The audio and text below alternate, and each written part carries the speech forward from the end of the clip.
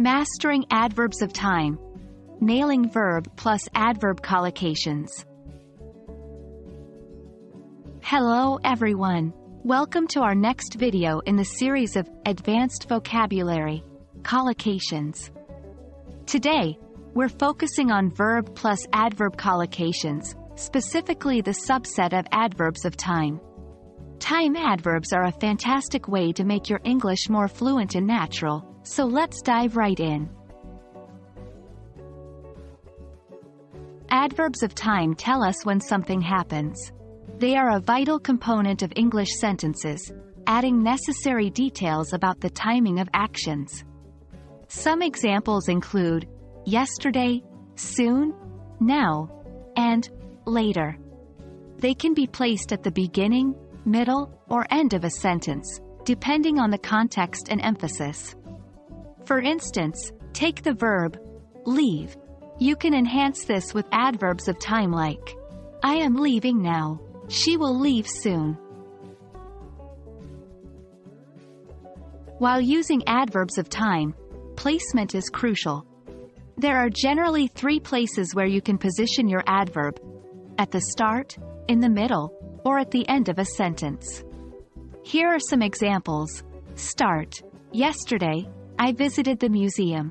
Middle: I will soon be traveling to Spain. End: she left early. Please remember, the position of an adverb can subtly change the meaning or emphasis of a sentence. Choose wisely based on what you want to highlight.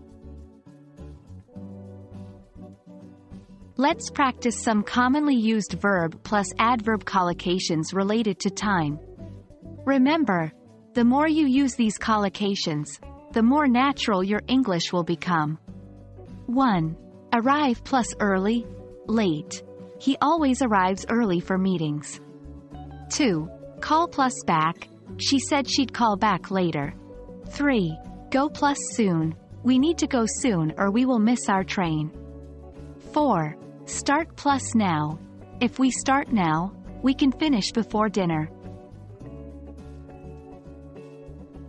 Let's continue our practice. The more examples, the better. 1. Leave plus now, later. I will leave now. See you later. 2. Come plus back. Can you come back tomorrow? 3. Finish plus early. They finished the project early. 4. Meet plus later. Let's meet later for coffee. That wraps up our discussion on verb plus adverb collocations, focusing on adverbs of time.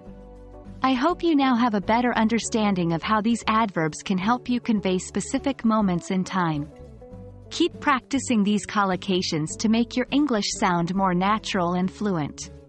Remember, practice makes perfect. Until next time, keep learning and stay curious. Happy studying!